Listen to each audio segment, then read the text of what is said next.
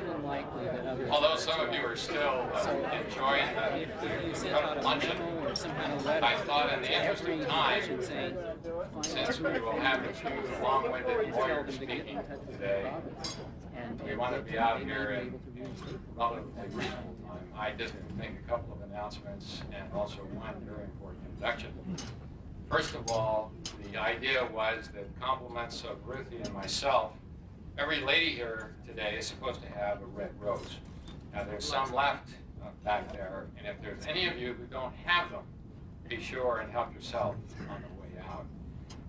Another thing that is very important to me, I like books. Those of you who have been in my home know that they're overflowing even into the attic. The library can't begin to hold them. And there is a book on the First Amendment that was told to me by Daryl Hunegard that I found. Tremendous little paperback book. And to remember who all was here today, I'd appreciate your signing your name anywhere on the book. I haven't read it yet, but I can read through your handwriting if you want to scribble across the middle of the page. It doesn't matter. It's an outstanding book. And then since it's a paperback, I'm going to have it leather bound. And that's going to be my keepsake to remember this very special day for me. The other thing, it is my pleasure and privilege to introduce to you Elder Alfred McClure. He is known to all of the church people here, but those of you who are not members of the Seventh-day Adventist legal profession, we won a case out in the Rocky Mountain area a number of years ago when he was president of the Wyoming Conference. And it was a very significant case in the federal court. It went on to the Court of Appeals, and we still won. And we owe a lot to him for the success in that case. He also has another reason for being very partial to the legal profession. There's a young gentleman named Scott who coincidentally has the same last name, McClure, who was a law student at Duke University, absolutely brilliant, fine young man who worked in our Office of General Counsel for a short period of time one summer. We were so delighted to have him, and I predicted to him while he was there, I said, your daddy is going to be coming to Washington, D.C. in 1990. I'm real proud today to be able to introduce Elder Al McClure. And if you don't mind, I think we'll just go on with the program so that we can close here in a reasonable time this afternoon. Elder McClure.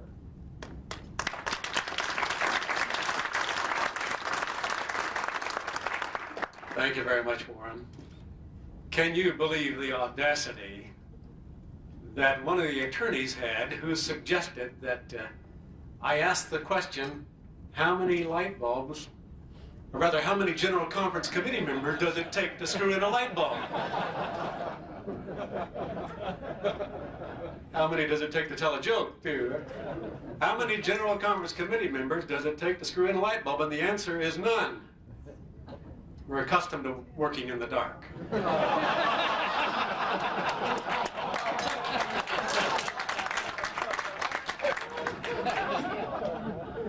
By the way, do you know what you call an attorney with an IQ of 70? Your Honor. I hope there aren't any judges here this afternoon. By the way, did you hear the late breaking news just this morning? Ross Perot was injured in a traffic accident. He was run over by a passing motorboat. You'll get that a little bit later.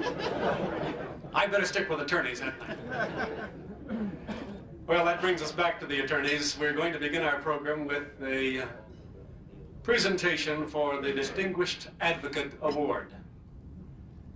This is an award that has been established here at the General Conference to honor individuals in the legal profession who have provided very special, unique contributions to the church in terms of protecting the interests of the church and advocating that which is in that best interest. There have been several individuals who've received this in the past, and their pictures are on the wall in our Office of General Counsel. This afternoon, we have two individuals who will be honored with the Distinguished Advocate Award. They will be introduced by two different individuals whom I shall now introduce. Mr. Brent Corberan will make the first presentation. Mr. Corberan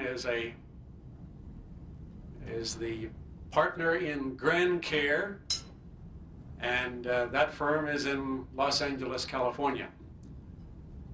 The second presenter will be Mr. James Balkins, who is the corporate secretary and chief of the Office of General Counsel for Boise Cascade Corporation in Boise, Idaho. So would you please welcome Mr. Brent Corberan and Mr. Jim Balkins.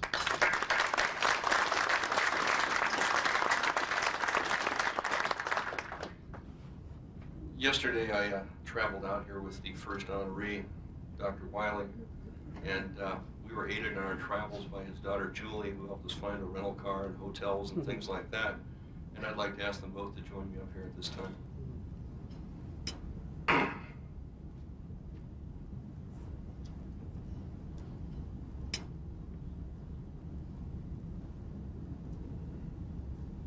Jerry was one of my professors in law school, and I had to stand and wait while he spoke at great length, so today I'm returning the favor. Remember, I get the mic last. That's true. But I've checked with the school and cannot recall my diploma. It's very difficult to briefly describe Jerry in terms of his career, his accomplishments, and his contributions for two reasons. Number one, I'm very biased. He's been my teacher, and he remains my friend and my advisor, for which I'm very grateful. Second, I went through his curriculum vitae this morning, and to try to reduce that to a few words is like describing the last game of the NBA championships as follows. Portland was ahead, Chicago tried to catch up, they did.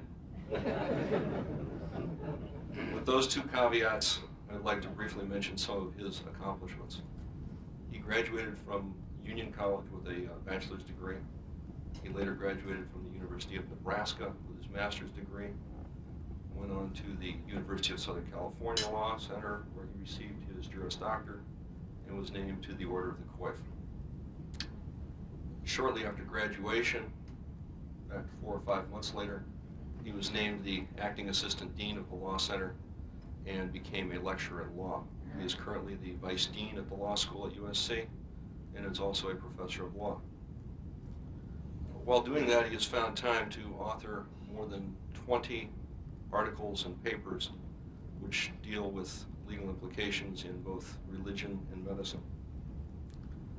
While excelling in the study, practice, and teaching of law, he has also found time to serve as a trustee of San Gabriel Academy, Loma Linda University, Loma Linda University Medical Center, White Memorial Medical Center, La Sierra University, and the Southern California Conference.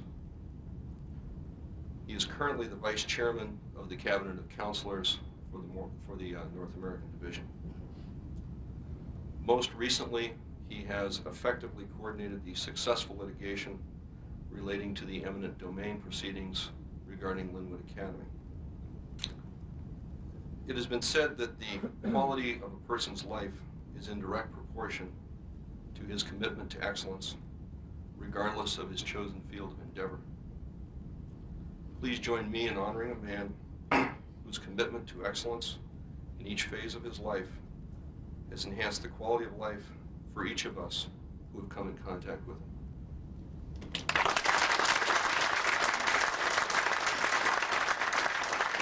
Jerry, we have a little something today that I've asked your daughter to hang around your neck. And she has said that if she can go shopping tomorrow, she won't tie it too tight.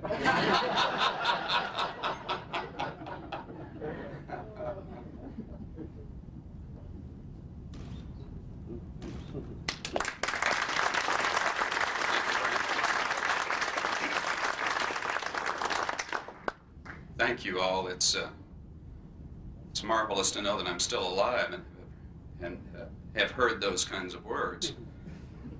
The other thing I'd like to observe is that the work I've done for the church, I have enjoyed enormously. And therefore, thank you all for that too.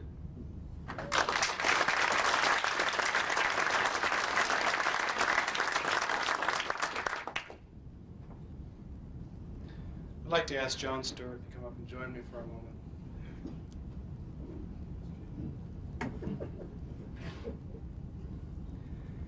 When I thought about doing this presentation to John, I thought, you know, he is without doubt one of the most, he's probably got me fooled on this, but I think, John can fool a lot of people a lot of times, he's probably got me fooled that he is without doubt one of the most balanced individuals I have ever met. John has the ability to, in one brief setting, zero in on an issue, get to the core of the problem, come up with a creative solution, and figure out a way to implement that solution, whether it's for himself or for his church or for any of his other clients. And John, that's an attribute that we admire greatly. On the other hand, John,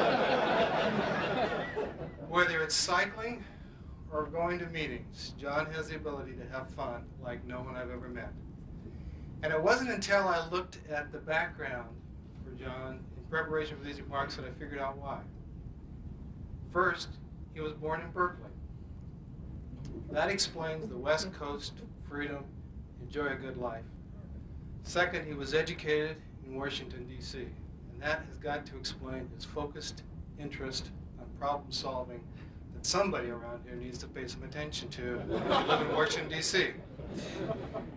So, John, now that we understand the reason for the balance, let me just say that your attendance at Tacoma Park Academy and then at Columbia Union College and being in this setting has got to have made a tremendous impact in your ability to make contributions to the church.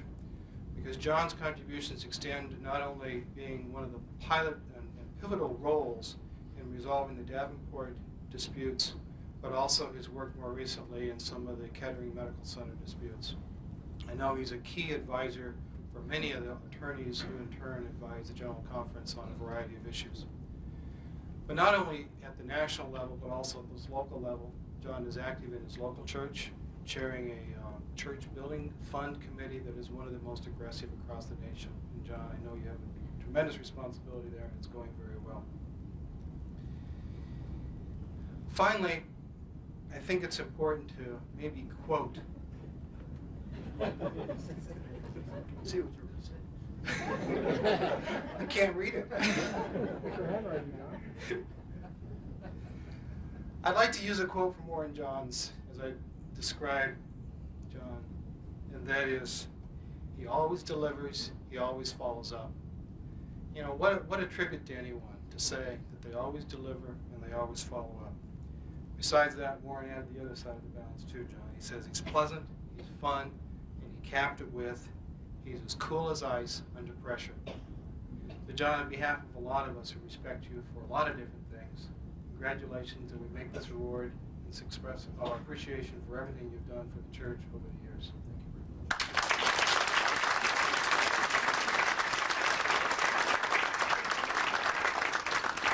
much. If we could have Lisa back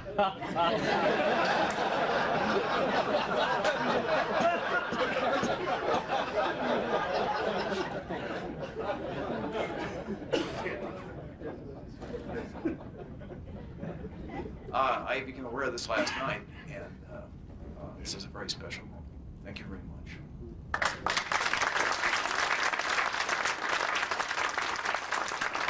John and Jerry, would you stand, please? And I'd like to ask 3 other individuals to join them in standing. It's come to my attention that our 3 former recipients of this award are present with us today.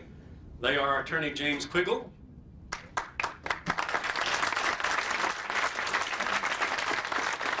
please remain standing with these 2 gentlemen, Attorney Vince Ramick,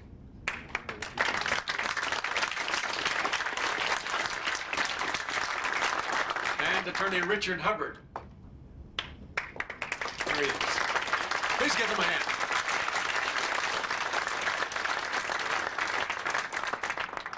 Thank you very much. It's nice to have all of them here. And you will see their pictures, I suppose, side by side in the office of General Counsel.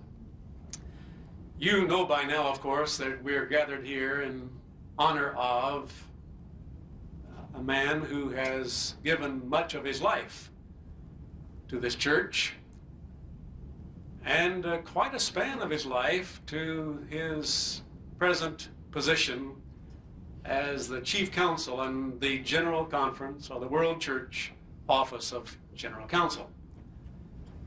We are, as the program says, having a celebration of advocacy. We'll be telling you more about that in a few minutes, as you know, to make a change. And the change involves the transfer of the material that goes with the office. And so Warren has a gavel that he would like to make a transfer of. Unfortunately, his successor has not been chosen. Therefore, I'm not sure what he's going to do. But anyway, please welcome Warren Johns.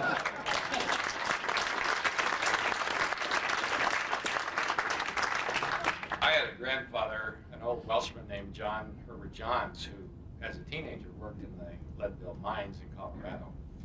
And as you can understand, he knew every word in the dictionary and a lot that weren't in the dictionary. He was an interesting guy. He was a tough guy. He had a lot of great expressions that have come down to us. One of his favorite sayings was, everybody over 55 ought to be shot. My dad says that when he reached the age of 55, his children confronted him with that statement. And Granddad is reported to have said, it shows how much wisdom you get when you age. He said, I think I was wrong. I have to put that age over to 65. Actually, retirement time comes. Old Pappy Time is picking your pocket. And it's such a pleasure to go out with the flags flying. Now, I had planned a nice gesture of giving this gavel to a successor. And now the brethren have known for a number of months that I was leaving. I really am leaving July 1. And people asked me, who is your successor? And I said, I haven't heard yet. I haven't. In fact, until this morning, I wasn't sure. I thought maybe I was going to be surprised. And then I've tried to think, now, what is the rationale for this? What's the problem? And then I thought of one solution was that our program has been so successful that all legal issues have been totally solved. We don't need a general counsel. And of course, some will say we don't need a general counsel for other reasons. Another thought would be, I would love to be able to say, oh man, at last we found the irreplaceable person. There's absolutely no way to replace this person. Well, of course, we know that there's no such thing as an irreplaceable person. And then I thought, well, maybe another reason is that nobody wants the job. Well, you know, it's not, there isn't any job that's perfect. But I have to tell you, it's not bad. And I thought, well, that's not maybe the reason. Maybe there's something else. And then I thought, oh, I know what it is. Maybe it's the bureaucracy that moves a little bit slowly. And then I thought, oh, no, not the church bureaucracy. It doesn't ever. Couldn't be. And then I thought, okay, it's got to be the due diligence. Something that is so vital as the Office of General Counsel. Why not have due diligence? And I was about to settle for that decision and that rationale when it occurred to me, when they elect the General Conference president, it usually only takes a few hours. So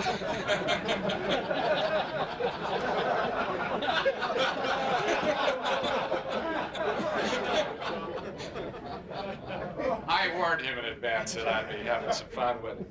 Well, Elder Falkenberg, who I'm going to say a little bit about you a little later, but here is the thing. I'm going to give it to you. As of July 1, you can go down in history as the first General Conference president that has been honorary General Counsel as well. Congratulations.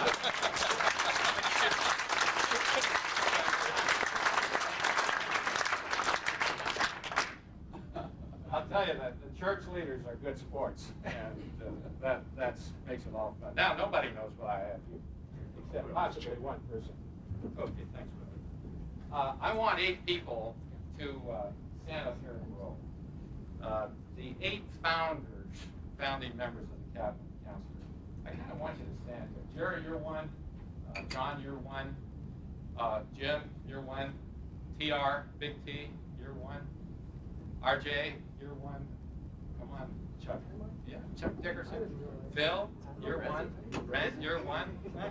Come on, you fellas, all stand here. Don't be bashful. I've never seen them bashful. They don't need to start now. Let's see, we got 8. All right. Real wide angle. This will be like a graduation exercise. First of all, though, before I go any farther, can any of you fellas spell potato? How many E's would you like to have? Well, I had a reason for asking you, actually. All we need is Wally Carson or Bob Nixon to join you, and we've got great candidates for the Supreme Court of the United States. Anyway, Warren, the question, of course, is how would you like it spelled? that's right. The lawyer's answer. Well, what I have here is really a letter of commendation to the Cabinet of Counselors Founders. These 8 guys were all on board when we first started. And the only question I have is, since it's on my letterhead, it's one of my last official pronouncements as General Counsel, I'm going to go to each one of their offices, one at a time, to see if it's on the wall. Anyway, I want to thank them, and this is my way of thanking them. I won't read you the letter. I hope you fellas read it. I know you can read even if you can't spell. But it's a letter of commendations. First of all, Jim Balkins, thank you. Next, Brent Cabaran, thank you, sir. He's the only CPA in the group. Phil Hiroshima, what a pleasure, Phil. Thank you. My old Sacramento friend. Charles E. Dickinson III, our first summer intern in the Office of General Counsel. Pittsburgh Pirate player in the farm system, I might say. Ted Ramirez, Big T. What a pleasure. What a pleasure. And Jerry Wiley. I recommended you for law school, Jerry. I remember. What a pleasure. There aren't many that are almost as old as I am left, but Jerry is close. Richard W. Johns. I know him longer than most anybody in this room. That's an interesting coincidence. Rick, thank you. Thank you for your role. Finally, the young fellow that I dawned on me, of all the lawyers here today, of more than 50 lawyers, I've known John Spencer Stewart longer than any other lawyer. But when I knew him, he was not a lawyer. In fact, this was in his pre-college days when I knew John. John, thank you, sir. Thank you, Al. Thank you.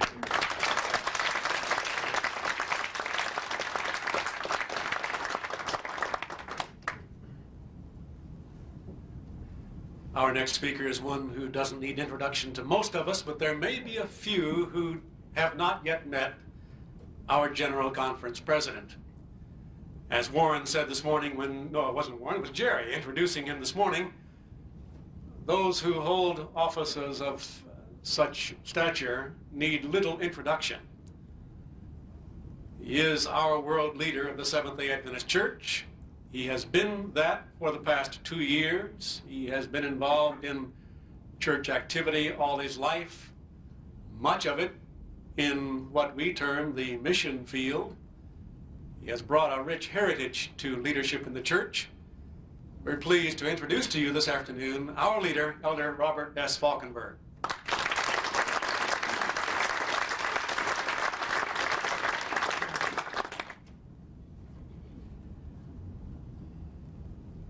You mentioned, Warren, that you had recommended Jerry to the School of Law. I didn't hear a a word from Jerry responding that a sigh of relief that they accepted him anyway.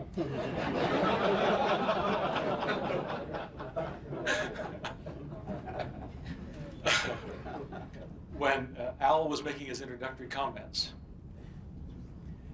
he was wondering the collective cost of the value of the time, of the billable hours of everybody that's here today. And it was an attorney by the name of Brewster who observed that attorneys, when they begin practicing the profession, give $500 worth of advice and charge $5. At the close of the profession, they give $5 worth of advice and charge $500. I was wondering, again, how to evaluate Al's comments in the light of the length of the careers of those who were here. In the end, it all averages out. I see. I know it is not theologically correct for many reasons. However, the story is told that an attorney arrived at the pearly gates and St. Peter ushered him in, and it was, upon spending some time there, he noted that he was significantly younger than the average age of the other inhabitants. And he went to St. Peter and thought that there maybe had been a mistake made. And St. Peter agreed to check into it, and he went and did check into it, and he came back and he offered the attorney his apologies. He said, "That is true. We made a mistake. We computed your age on the basis of your billable hours."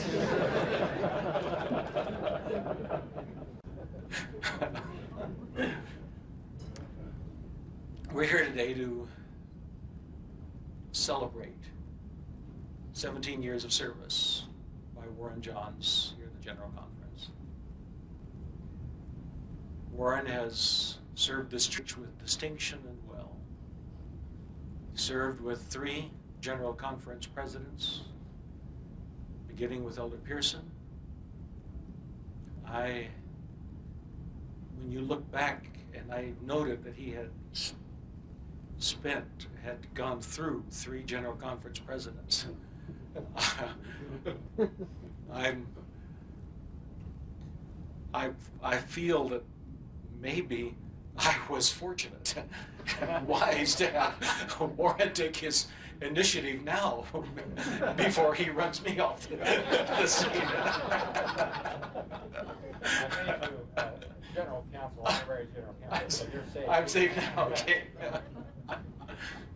Warren transformed the office of General Counsel from a one-person, part-time office to a greatly enhanced, broad-spectrum, full-service, professional staff dealing with a wide variety of issues over these years. And through his leadership, the church has discovered the enormous resource that is available to it, and that is the Adventist attorney. The evidence of this has been the development of the scholarship program, the development of JD, a very highly recognized and high-quality journal. Then the beginning of the Seventh-day Adventist Lawyers Conference, first at the national level, then at the international level. Then created the Cabinet of Counselors, which we recognize today, and here is ample evidence of the value and the success of having attorneys contribute to the broader philosophical issues that the church has to deal with. He has also recognized the need for reaching out to the specialists as the various challenges the church faces have come to bear over these years. And again, many of you have contributed enormously to the specific challenges that over the years the General Conference has had to address. During this past 17 years, a long list of major issues, major cases have been overseen by the Office of General Counsel that range from the Tobler Silver case through Davenport, Harris Pine, Ford, Proctor, Adventist Health Systems, most recently the Kettering situation. And between those are a long list of that which has not been quite as high a profile, but of significant value. It's certainly each one of them that has been accomplished, had it not been dealt with effectively, courageously, and efficiently, each one of them could have erupted into many, many crisis situations.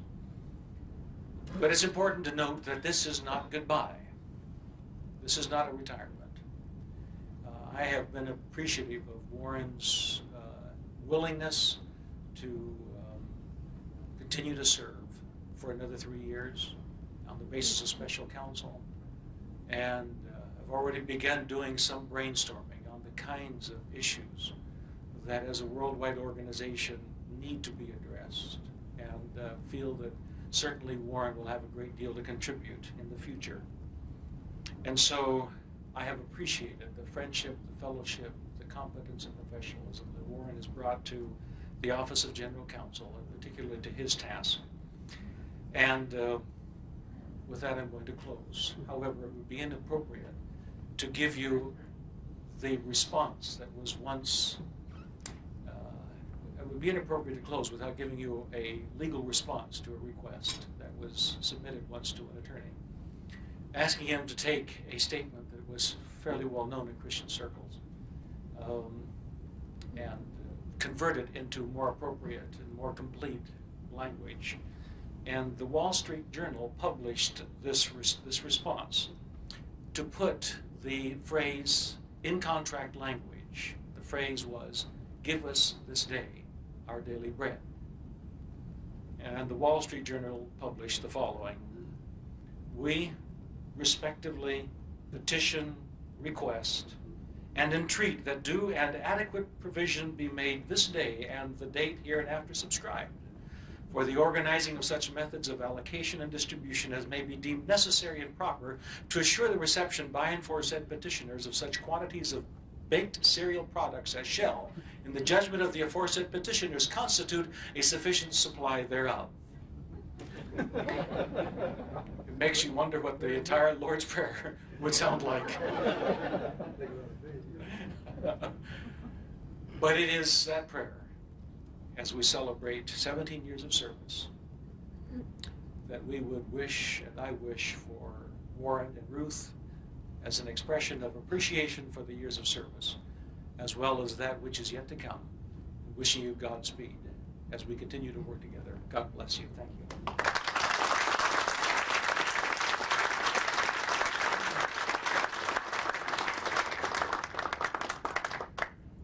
We like to think that the Office of Chief Counsel of our Office of General Counsel is a very distinguished position.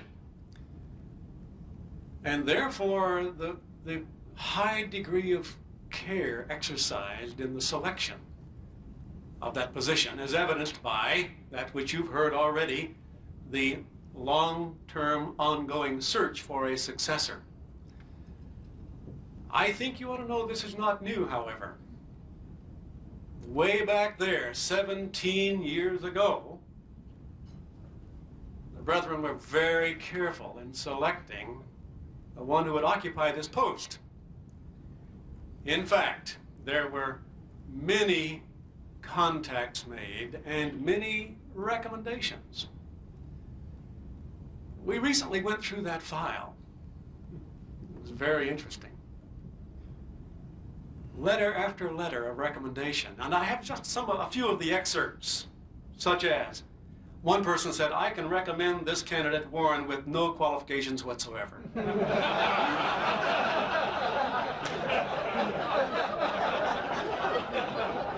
Another said, "In my opinion, you'll be very fortunate to get this person to work." Still another, "I'm sure that whatever he undertakes, no matter how small, he will be fired with enthusiasm." Then there was one who said, "Warren is certainly not your normal everyday employee. A man like him is hard to find." And then someone said, "I'm pleased to say that Warren is a former colleague of mine."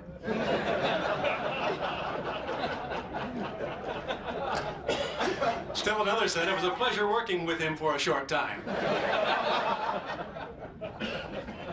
Then there was one which read, "His job required few skills which he lacked."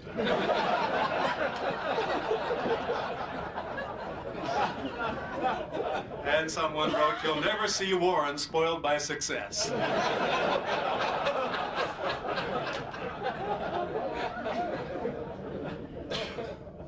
And then another, "Warren could not have done a better job if he'd tried."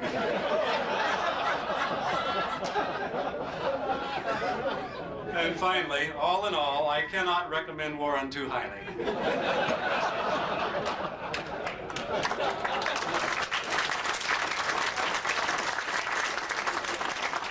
Now you see why he's lasted so long. Seriously though, Warren is noted and respected for his ability to articulate issues dispassionately and for his sound judgment in weighing matters of great import for the church. Plus, he's a warm, interested listener and a real friend. We're going to hear from some of his friends now. You've noted their names in the program. You've already been introduced to two of them. Jerry Wiley, Vice Dean of this institution for 24 years, so he's known Warren for a long time. And we're also going to hear from Brian Breckenridge, the President of Adventist Healthcare Mid-Atlantic Corporation. Please, gentlemen.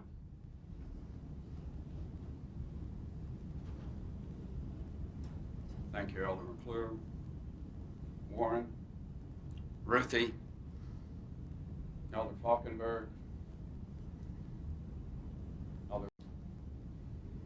I'm a little concerned to get up here after Elder Falkenberg's story because I'm confused as to what he believes the theological error might be in the story.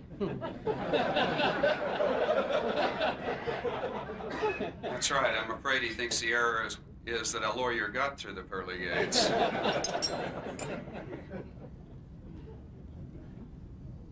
I want to talk just briefly about how Warren and I are friends and colleagues.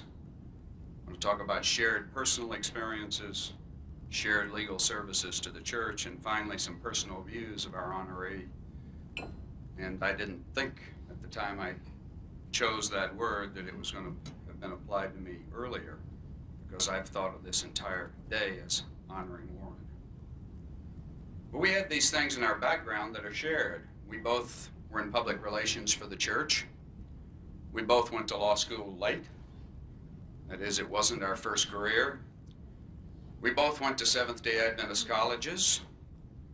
We both went to USC Law School, that's University of Southern California. We both see great promise in church institutions and some flaws. We're both bi-coastal.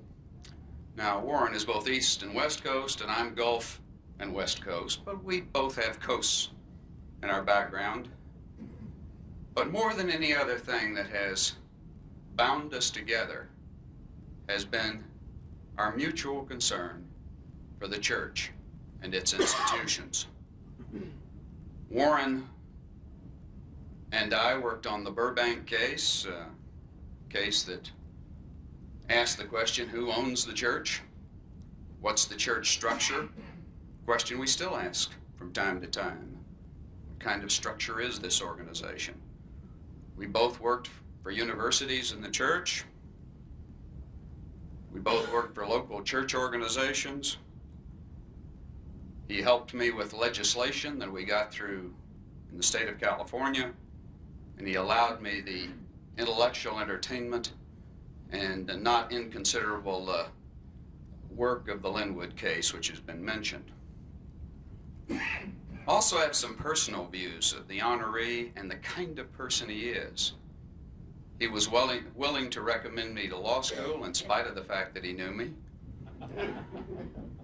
And I always have assumed, Elder Falkenberg, that the letter must have been positive, although even to this day, and with the clear opportunity in my position to get the letter out of the files, I have not done so. He encouraged me later when I was invited to join the law review to do so, and I took the advice because I knew it was given in an understanding of what it was like to work and go to law school, because he had worked and gone to law school. So he knew what it meant to say that. There are characteristics about Warren that I think all of us who know him recognize. One of them is demeanor. He has a demeanor that is pleasant and charming, or in the words of one author, we are not won by arguments that we can analyze, but by tone and temper, by the manner which is the man himself. And Warren has always had the manner that won arguments. And I think that's very important when you work in a cooperative organization. There's another skill that he has that is extraordinary, and that is he inspires confidence. There's a story that's told about him that I don't know whether it's true or apocryphal. I was told it by a good friend of mine who says all of his stories are true.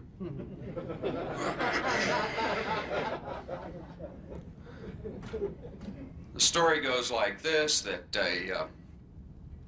a high church official once saw Warren in the hallway during a break between very serious committee meetings at the General Conference. And he came up to him and he said, "You lawyers learn Latin, don't you?" And Warren, unwilling, as most lawyers are, to admit ignorance in any field,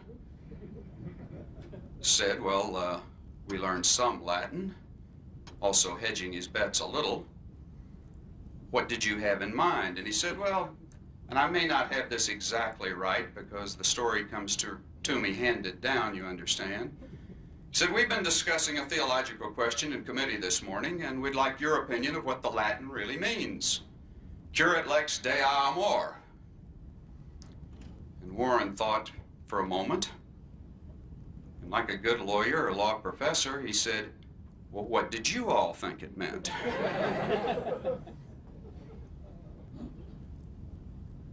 And the gentleman from the committee, the church official, said, "Well, we believe it says God loves the power of the law."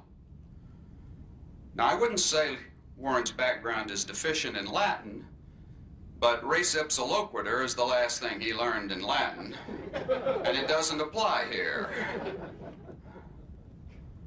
But he understood the implication of the translation, God loves the power of the law, and he said, wouldn't just as acceptable a translation be, God's love is the power of the law? Thus changing the view of the committee from looking at the law to looking at grace. There's another attribute of Warren's, grace. He has grace under pressure and a certain kind of style that gives confidence to people. Confidence to people that, and this will sound in a way self-serving, and I do not mean it in that way at all, but he has an ability that is unusual in people, and that is the ability to recognize outstanding ability in others and to bring them on board in a team effort. There's another word I would apply to Warren in its absolute classic sense, and that's advocate. And it does end in E. That's advocate. Do you know that in the original, in the Old English, advocate, an advocate was one who was called. We think of that expression in the church as applying to the ministry, but it was one who was called to aid another in the cause of justice. Warren is, in the classic sense, an advocate. He is an advisor, but lest he get too encouraged by the thought that he has always been an advisor, I would remind you of what the schoolgirl said on the subject of advisors. She wrote the following: Socrates was a Greek philosopher who went around giving good advice. They poisoned him.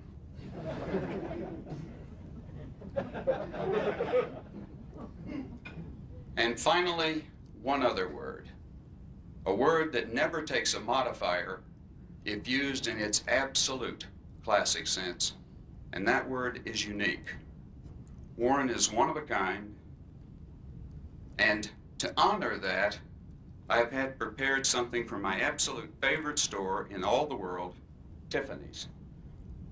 Warren, if you would come up, I would like to give you something to express my appreciation for what you've done for all of us.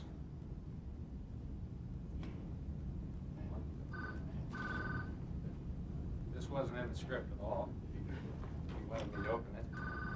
I would turn it the other way. And as my daughter will testify, I love to shop at Tiffany's, even for other people. And Ruthie, I have something for you too.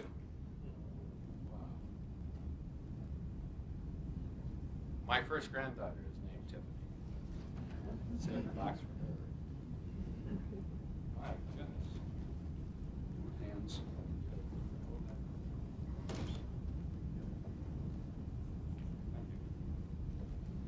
Well, this of course wasn't in our script at all.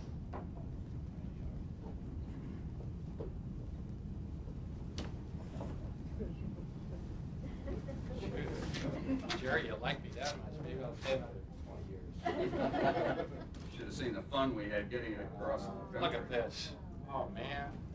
What an honor. It's got some nice things on it. 1992. Has my name. Christian advocate, disciple, counselor, friend.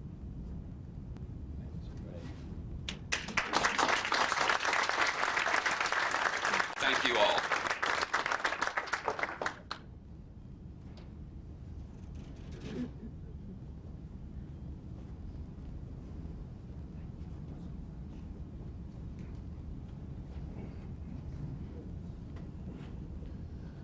Warren, when John and Jerry and Brian and I were invited to participate in 17 Years Remembered, it was decided that I should present the lasting, light literary portion of the program. So with apologies to Ogden Nash and Henry Gibson, I will present Ode to a General Counsel.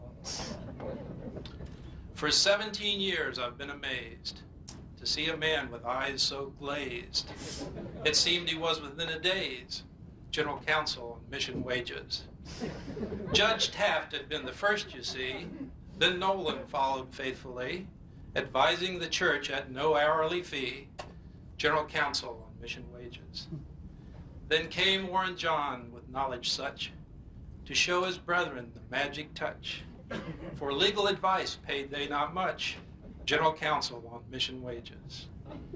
With a divinity and a J.D. degree, he spoke the language of thee and me. Ideally suited, don't you see? General Counsel on mission wages.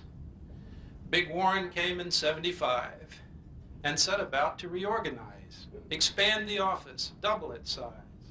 General Counsel on mission wages. He sent for Carson of Cleveland fame. Come on down and share the blame. Johns and Carson, what's in a name? General Counsel at mission wages. Rayburn and Granke and Mary Kay.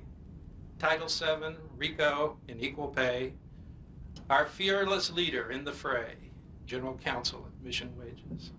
There was Tobler and Proctor and Hobby too, and Davenport gave us a lot to do. And Kettering and Linwood aren't even through, General Counsel at mission wages.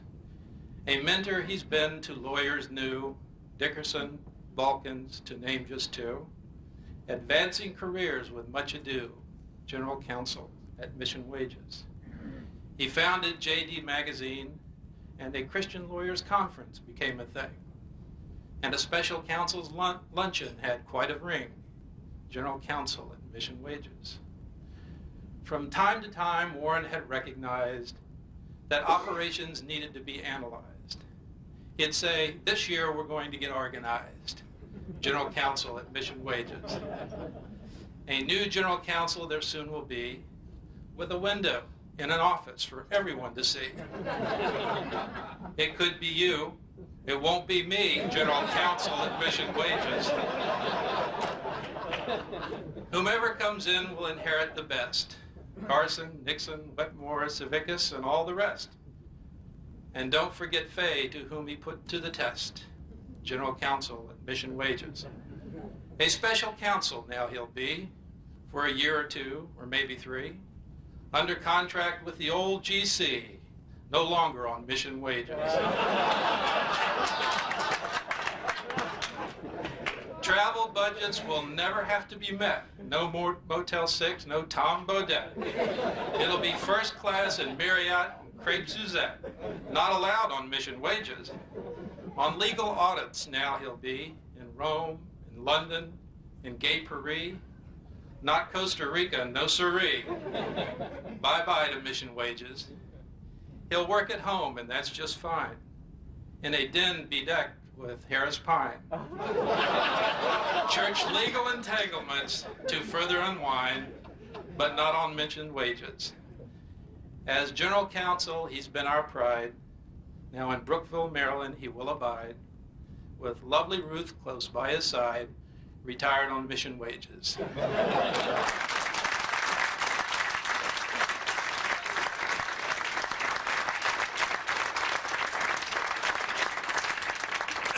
And one personal note, I'm reminded by Ron Wiley a couple of weeks ago, of a statement that Harry Truman made when he said, when you move to Washington to pursue a career, and you want a loyal, faithful friend on a long-term basis, get a dog. Warren, you don't have to get a dog. There's 150 reasons in this room for you not needing one. Happened about a year ago. I was in big trouble. We were trying to solve some problems in Adventist Healthcare Mid-Atlantic. And I was talking to one of the lawyers, and I said, you know, I'd really like to be a lawyer because you make so much money. And he said, Brian, there's a way to do this. He said, but I'm not going to tell you. He said, one day a letter will come in the mail and you will have the answer. I said, fine. So about 6 months went along, and we went through this very significant, difficult time. The various battles were raging between the various law firms, and the bills were coming in and coming in. And I'd been keeping track on my desk, and one day I noticed that my bill had passed $500,000. It's a true story. The next day I got a letter that said, Brian L. Breckenridge, Esquire. For those of you that want to be a lawyer, you know what the magic number is. It's $500,000. Just kidding, Warren, actually. Warren is an individual that I got acquainted with about 17 years ago. In fact, it was right about the time we were developing Shady Grove Adventist Hospital. I think some of you know where that is. And it was a very difficult time, and I didn't know who Warren Johns was from the Man in the Moon. And I believe at that time we were in court, as I recall, and we had people telling us that this hospital didn't need to be built. In fact, we were being told by many people that this hospital didn't need to be built, many of them in this building at that time. But we did have people that were supporting us, and Warren was one of those people. And a letter came one day in the mail, and you got to realize I was 27 years of age at the time and hadn't been used to going through these types of difficult experiences. And the letter, I don't know if Warren remembers the letter or not, but it said, hang in there, kid. And I always remember that, and we hung in. And Warren and I had the opportunity of getting very, very well acquainted over these past 17 years. In fact, we used to visit in a restaurant up at Rockville that is now closed, and we would talk about the health system and the many challenges that it was going to face as the 80s evolved, and probably at that time we didn't realize how significant they were going to be. Warren is a brilliant person. He's a person of great intellect. He's an individual that is charming and good-looking. He's an individual who is always giving a kind word at any point in time. Oh, wait a minute, I made a mistake. That's what I was going to say about Ruth. Excuse me. I knew I should have stayed with my notes, but in all seriousness, Warren is this as an individual. Warren and I, as we have had the experience together over the last 17 years, have sort of passed in the halls here in the General Conference. We've had good discussions. And it's really about the last year and a half ago that he and I became very, very close. This is more of a sober story than some of the things that you have heard, but it really has to do with some of the challenges and struggles that have existed in the Adventist health system because of the turmoil in this field today in this United States. And it was at a time when I had just recently taken over at Mid-Atlantic, and we were trying to solve some financial difficulties, and we needed some help from Warren Johns. And we sat with Warren and we talked about the difficulties and the challenges, and Warren was the individual that was probably most significant in avoiding a very major catastrophe at that particular point in time. What he did is he helped to convince a group of people that they should have enough faith in us to loan us $10 million, which was a very difficult thing to do because it was from our retirement plan. And there was a lot of controversy over that, and it still exists, as it should. But I'd like to say today, because Warren deserves the credit, that if he had not helped us in that regard, and if that money had not been put forth so that we could continue to resolve the problems we were wrestling with at that time, that there would have indeed been a major catastrophe that this church would have faced. And I won't go into a lot of the details, but Warren knows what I'm talking about. Many of you know what we're talking about, and I want to thank Warren publicly for that.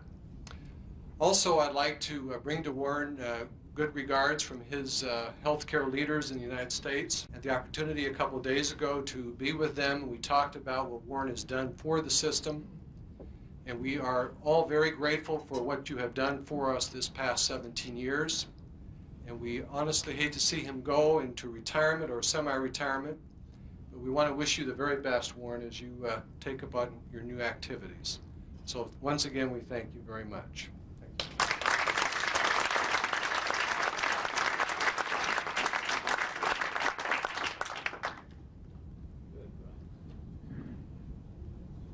The only surprise today was the medal I wore around my neck, and I would just like to say that I don't begin to measure up to the awardees of last year and the year before, and certainly not of Dr. Wiley. And I accept that medal on behalf of all of the cabinet of counselors. Now, we all know that where there's a good man, there have to be good women. At least for those of us who aren't bi-coastal. Anyway, in the case of Warren Johns, as you might imagine, he is of such quality that he has more than one good woman. The one that is of immediate importance to those of us who have had the pleasure and the privilege for really longer than 17 years, because most of his adult life he's given to the Seventh-day Adventist Church, first in the West Coast and then the last 17 years here in Washington, D.C. The first of those, of course, is Faye Needham. And as Warren is charming, and as Warren is accommodating, and as Warren is a gentleman, I can tell you that Faye is every much of a lady, and I only wish our law firm had the same caliber of people. And Faye, I have a little something back here for you.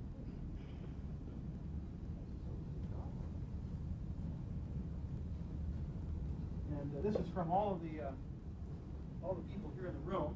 And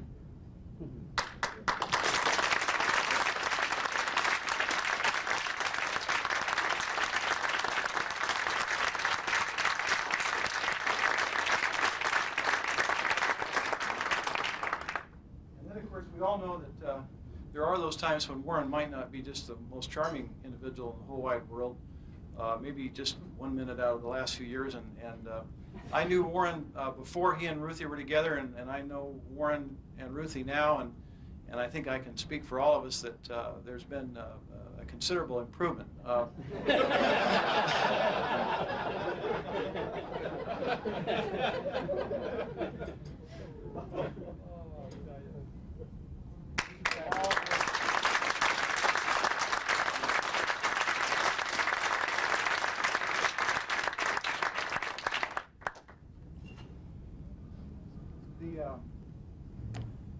real issue here is the understanding of those of you that are here that have served the church as lawyers, who do not have the privilege, at least yet, until we can get a little better acquainted with you, of being members of the Seventh-day Adventist Church.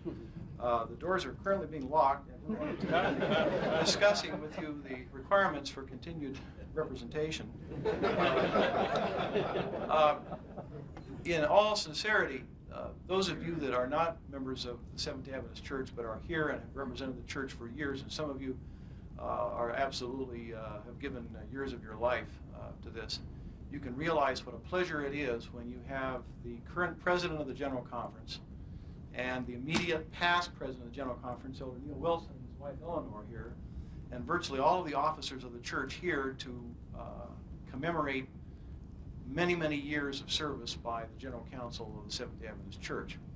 Speaking as one who represents a lot of corporations, and I'm sure that many of you represent many more than I don't think of any other organization in the world that would, jokes aside, that would have as greater respect for the legal profession as the Seventh-day Adventist Church. That is in great measure due to two people, both of whom are here in the room. The first of whom, of course, is Elder Neil Wilson, under whose leadership the Cabinet of Counselors and most of the things that Warren wanted to initiate when he came to Washington were initiated. And for that, Elder Wilson, we very much thank you, sir.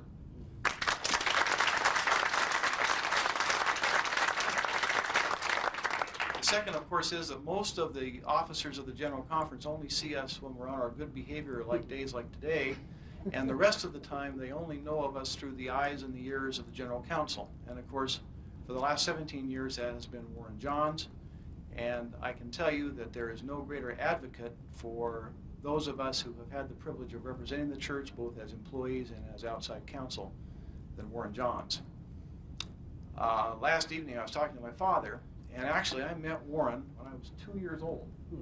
And Warren's uncle was for many years the senior pastor at the Grand Avenue Seventh-day Adventist Church. My grandfather, Carl Spencer, was the treasurer there.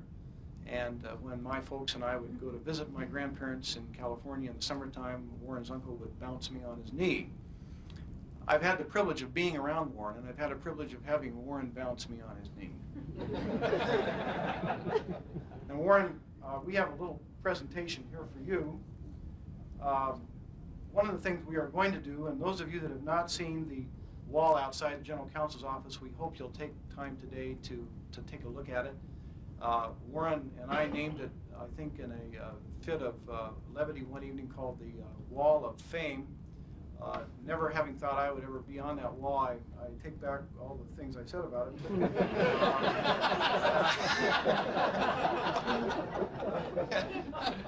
It'd be the Wall of Shame. But Warren, I have here a plaque which doesn't begin to do what we are going to do. That wall is going to be dedicated to Warren, and we are going to be commissioning a painting.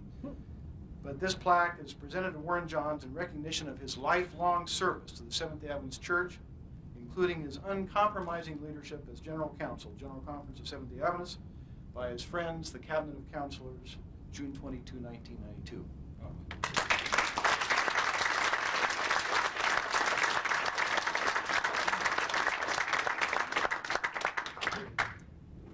One other brief presentation that is not on the program, but Karnik Dukmetsian, in the Office of General Counsel for the SDA Church in Canada, has requested the privilege of making a presentation to add to those that have already been made. Please welcome Karnik Dukmetsian.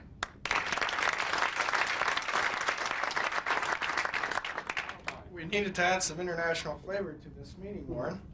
But on behalf of the Seventh-day Adventist Church in Canada, it is my pleasure to present this gift to you for your many years of service to us in Canada as well. Wow. Wow, what a surprise. What a pleasure.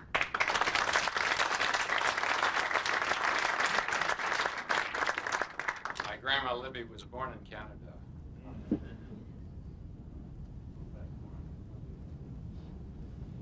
Well, Warren, there you have it. You have heard briefly the remembrances of 17 years. I'm sure these gentlemen who have talked could go on and on and on. remembering the good times as well as some of the more difficult times, but we all have pleasant memories, Warren, and great appreciation for you. We love you. Would you like to show it?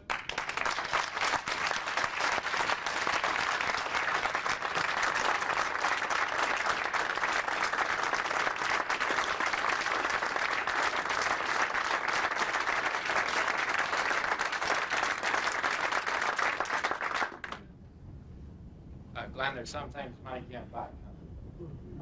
Thank you. My speech is gone, and that's just as well. It said to keep it short. I'm so grateful. It's a time for me to express my appreciation to really the most special people in the world. And I can remember in 1936, the first General Conference I ever went to in San Francisco. I was 6 years old, and I met a General Conference president of the General Conference at that time, Elder J.L. McElhaney. And it occurred to me today that our current General Conference president wasn't even born. And I think it shows what time does. You really have to recognize that time keeps going along. And I'm so grateful for the privilege that I have to even be here. Sometimes lawyers, we speak our minds, we think independently, we sometimes have trouble with our theology, but we're in there advocating, and to have the privilege of being with the finest people in the world is very special. The way I ended up here was sort of the back door. My father was a minister in the Seventh-day Adventist Church, one of the old-timer types, really a great man. And of course, he had 3 sons. He wanted all of us to be ministers. I was the youngest. I was a great disappointment. First of all, as a youngster, I was a strong supporter of Franklin D. Roosevelt. That embarrassed my father, the community of Loma Linda, particularly since Roosevelt had just repealed Prohibition. As I went on to college, I became interested in law, but I hardly knew any lawyers. And Dad, to his credit, said, well, let me introduce you to Judge Milford C. Taft. He's a pretty good lawyer. He represents the church. And I bought onto that idea. I said, okay, Dad, I'll study religion, and I will become a defender of the faith. How about that? Well, it wasn't like I had become a communist or an atheist, but it still didn't make them dance for joy. They went along with it okay. And to work it out, I decided that I would take a year to study the church's history. I came back to Washington, D.C., just out of college, and I took my master's degree in church history at the church's seminary. And while I was there, I wrote on the thesis of the Supreme Court freedom of speech between 1941 and 51. And at the end, on my last page, there's a quotation from the case of Jones versus Opelika by my hero in the United States Supreme Court, Mr. Justice Frank Murphy. And he made the point that First Amendment rights belong on the pedestal. They're the ultimate rights. And what I like and appreciate about the Seventh-day Adventist Church is that the dignity of the human being is always on a pedestal. That the church champions right because it's right. And I can tell you the time that I've been here, my 17 years, I've had arguments, discussions, and disagreements with church leaders. But I've never known one church leader to ever be dishonest or ever to be anything but an ideal client. Now that is a very significant thing to me as a lawyer. It is a great privilege, a great honor. I have met a total of, I think, 8 General Conference presidents in my lifetime, maybe 7 or 8. I've worked with 3, as Elder Falkenberg pointed out. I've worked with other officers of the General Conference who have always been an inspiration to me. And there are some of them that are here today, and I want to say thank you to them. People who have gone on before and retired. John Cozell and Mrs. Cozell. Bless your hearts. He was here when I came. The Woods, editor of the Adventist Review, and his charming wife. You haven't heard a speech till you've heard Miriam speak. Frank Jones, he's just almost out of town. You're barely here, Frank. Barely here. You're almost ready to go. Francis Wernick and his charming wife, very soon. Great, great people. And of course, I saved till last this gentleman up here, Neil Wilson and Elmer Wilson. I was very careful with Neil to not disagree with him in public, although in private, we've had our share of, he was setting me straight and I was setting him straight. I want you to know that the other day I spent some time with Neil, and I said, Neil, I've been looking through the history of the time that I worked with you. There was this one time that I will admit to possibly being wrong in the counsel that I gave you. I thought it was pretty generous of me. I waited for a response. He still hasn't admitted that he was ever wrong one time.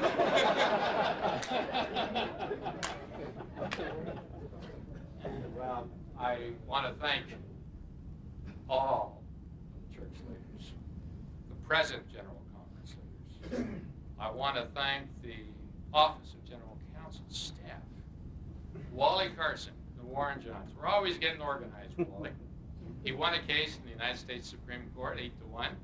He must have done something wrong. He never persuaded Mr. Rehnquist. But I'm not so sure that maybe that's an honor, Wally. Mr. Nixon, I don't know anybody in this wide world that knows First Amendment law better than Bob Nixon, and is more of a champion of right and truth. Tom Wetmore, Lisa Sabicus. Lisa's the first lady to ever serve in the Office of General Counsel. You've already heard Faye Needham introduced. She is everything that John Stewart said. And of course, the other ladies, Carol Butler, Mary White, Jeanette Nelson. Let's face it, they all make the rest of us look good. I'm so grateful to them. I'm grateful to all of you church people here. But today, this is the day to honor the special counsel. There's more than 50 of you here. I've worked with most of you very, very closely. Two who are here are from other faiths, and I'm very proud of these two. Oliver Thomas of the Baptists, Mark Chopko of the Catholics. We have a fun group that we don't tell the world about. We're not officially organized, but there's about 20 of us from the major religious organizations in the United States that get together a couple times a year. We don't have any predetermined agenda except whoever turn it is to put it on. And we don't have any officers, we don't have any constitution. But those 20 lawyers speak with a real fellowship and brotherhood in the practice of law. There's a collegiality there that I prize, and I'm going to miss that. And I hope you guys will let me continue to show up from time to time. Very, very special people. The other special counsel, guys I've known since I came here 17 years ago. New guys and ladies that I've learned to meet.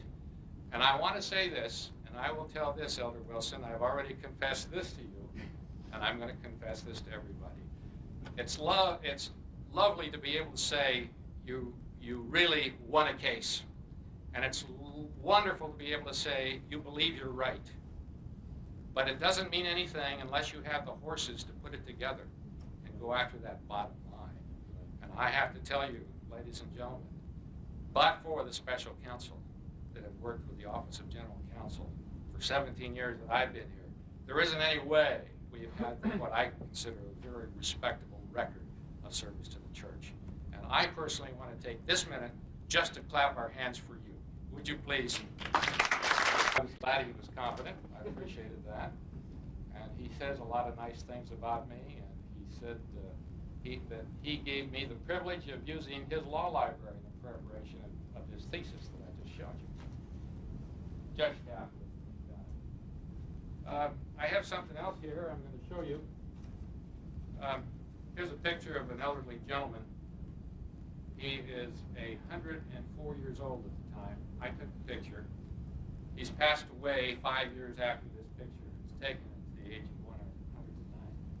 His name was Albert Wilson. And when I was in the college days, I got interested in the American Civil War.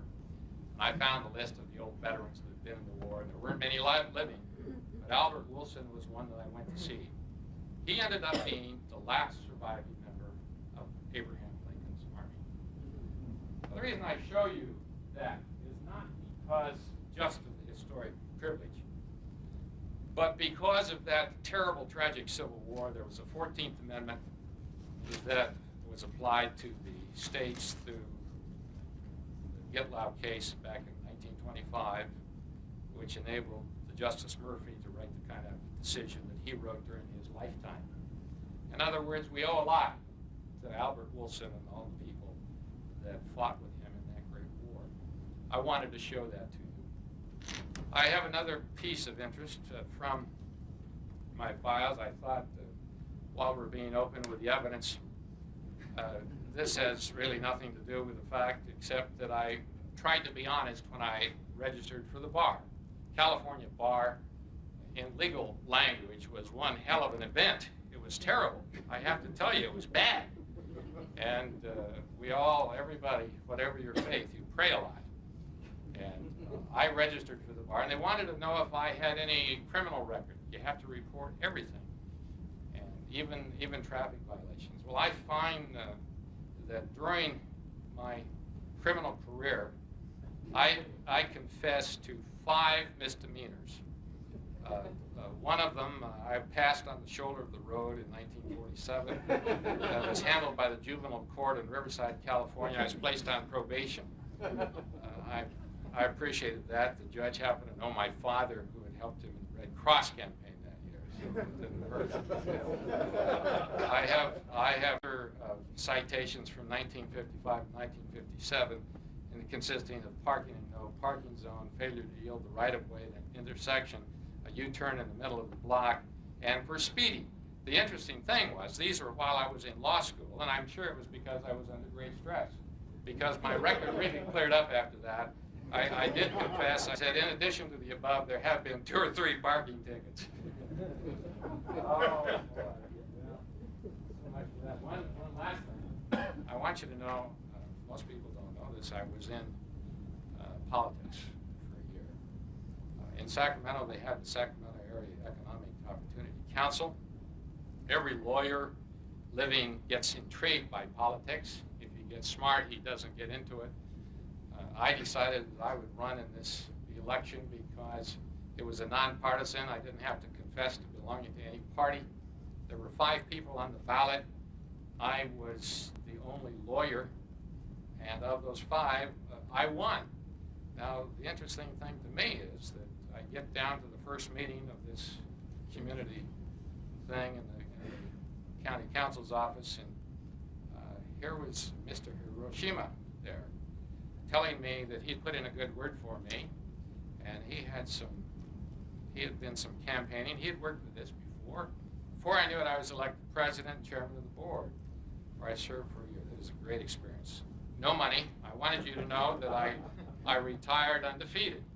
And in fact, my campaign didn't cost a dime. In that respect, Ross Perot and I were alike. We financed our own campaign.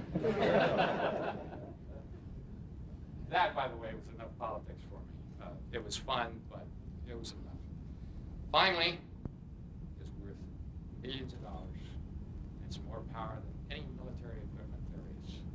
And I wanted to show you this because the ink is a lawyer's stock in trade, is it not? Finally, I got a letter in March. I'm pleased that it's worked out so well. Thank you for sending along copies of JD. These are informative, and they will tell me much of your own worthwhile endeavors. Sincerely, Harry Black. It's just a quick summary of file after file of a lawyer's life. I was thinking, in conclusion, the words of the great baseball player, in which Lou Gehrig said, "I'm the luckiest man in the world." I'm the luckiest man. He didn't live to the age of 63. He didn't have the privileges that I've had, but he still considered himself the luckiest man in the world. Today, with you, very special people, with the great cause that I have been honored and privileged for 17 years to serve, I consider myself truly the luckiest man in the world. Thank you very much for being here. Thank you.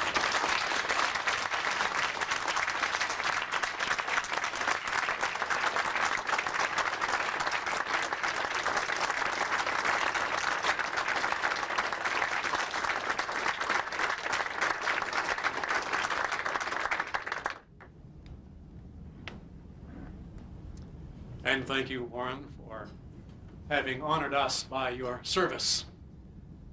Well, we've come now to very nearly the end of our program, and I would like to thank each of you for your presence here in honor of Warren and Ruth, and your interest in the church, and your assistance in helping to make the church, the Seventh-day Adventist Church, what it is. Now, as icing on the cake, I can think of no better way than to hear from one who knows and, in fact, is known by many of the most influential people in this nation. Wintley Phipps is perhaps best known for his musical talent and his musical performance. You probably saw him sing at 2 of the Democratic National Conventions. You may have seen him on the Oprah Winfrey Show or Saturday Night Live. You could have seen him on CBS Night Watch telecast. He has attended President Reagan's prayer breakfast. But he is, we think most importantly, pastor of a 1,000-member Seventh-day Adventist church on Capitol Hill. He is also a very close friend of Jesse Jackson. And he was telling me earlier today that this past Sabbath, Jesse Jackson preached in his church. He's a man who makes many contacts for the church, important contacts for our legal as well as our religious liberty interests. He's a very close personal friend of Warren's and of each of us. Well, so will you join me in welcoming, please, Mr. Wintley Phipps.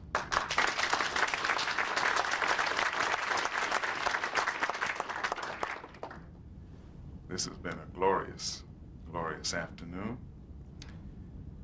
And before I sing the song, I want to thank Warren and Ruthie for their love and support through the years.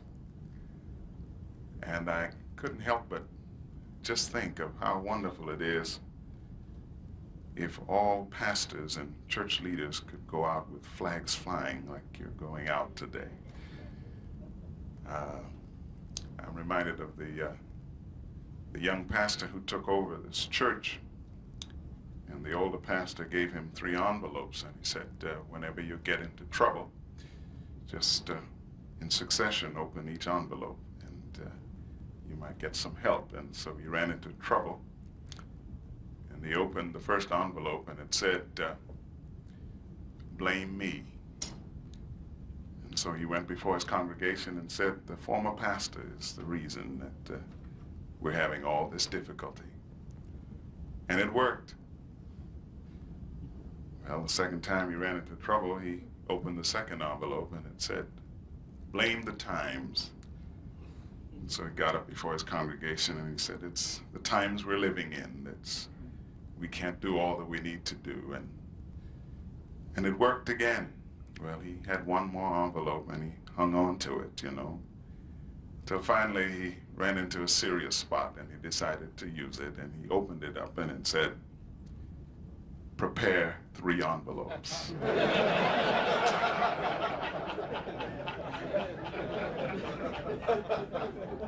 So I know you're going to have Warren 3 envelopes for somebody. But really, it's been a joy knowing you and being the recipient of your friendship. Thank you very much. Warren loves God, and he loves his country, and I wanted to do this is the first time any music has ever been done in this room. So that's my personal disclaimer before I begin. And I hope you're blessed by it.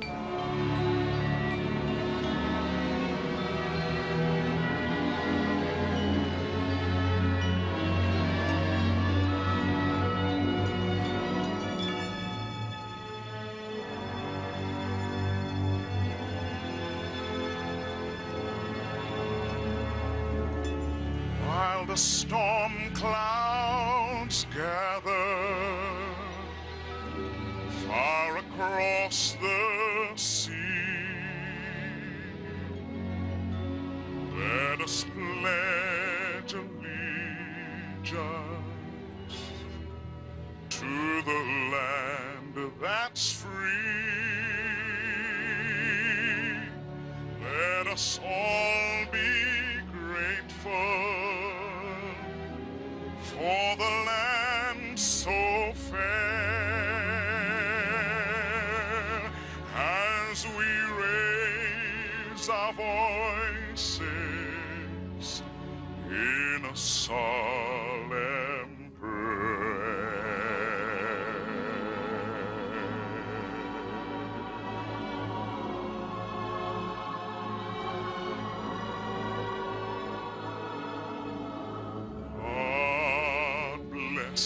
America, land that I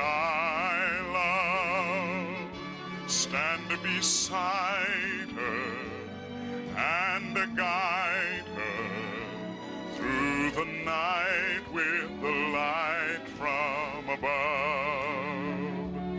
From the mountains to the prairies, to the oceans white with foam. God bless America, my home, sweet home. God bless America, land that stand beside her and guide her through the night with the light from above. From the mountains to the prairies, to the oceans white with foam. God bless America, my home, sweet home. God bless America, my home, sweet